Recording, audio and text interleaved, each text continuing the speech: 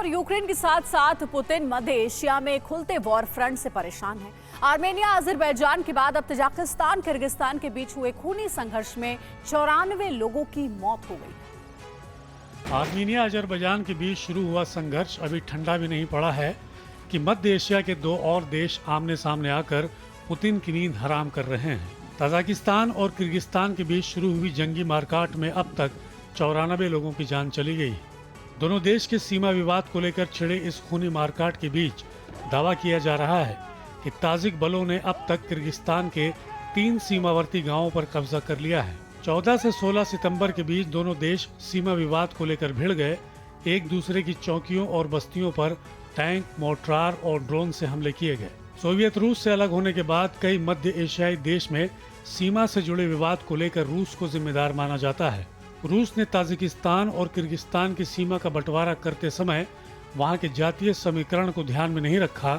Stock market में सरस्वती को ले जाने वाले लक्ष्मी को ले आते हैं, लक्ष्मी को ले जाने वाले सरस्वती ले आते हैं।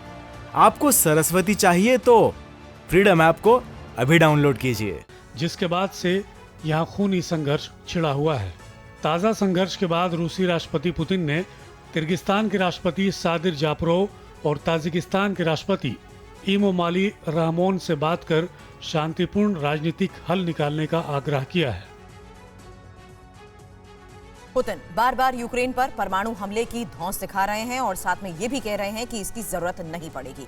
आखिर पुतिन के दिमाग में चल क्या रहा है? यूक्रेन के जंगी मैदान से ये खास रिपोर्ट। पुतिन के हाथ से जैसे जैसे यूक्रेन फिसल रहा है, रूस के इरादे खतरनाक हो रहे हैं। करीब 9000 वर्ग किलोमीटर जमीन खोने के बाद पुतिन अब यूक्रेन को पूरी तरह निस्तेनाबूद करने का प्लान तैयार कर रहे हैं। यूक्रेन में परमाणु हथियारों के इस्तेमाल की अटकलों पर रूस ने करीब करीब मोहर लगा दी है। दमित्री पेस्कोव ने कहा कि मास्को अपने परमाणु सिद्धांत को यूक्रेन के लिए बदलने वाला नहीं है। परमाणु नीति के मुताबिक अगर रूस या उसके सहयोगियों पर हमला होता है तो रूस इसके जवाब में परमाणु हथियार का इस्तेमाल कर सकता है। इतना ही नहीं, यूक्रेन को दहलाने के साथ साथ रूस ने अब अपने परमाणु मिसाइल फ्लाइंग चेर्नोबिल के परीक्षण की तैयारी शुरू कर दी है।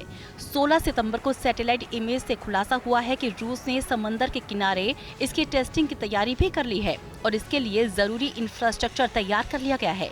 यानी करीब 7 महीने से यूक्रेन को घुटने पर लाने की हर कोशिश में फेल हो चुके पुतिन अब यूक्रेन को परमाणु हमले से डराने की प्लानिंग कर रहे हैं। स्टॉक मार्केट में सरस्वती को ले जाने वाले लक्ष्मी को ले आते हैं, लक्ष्मी को ले जाने वाले सरस्वती ले आते हैं। आपको सरस्वती चाहिए तो फ्रीडम ऐप को अभी डाउनलोड कीजिए।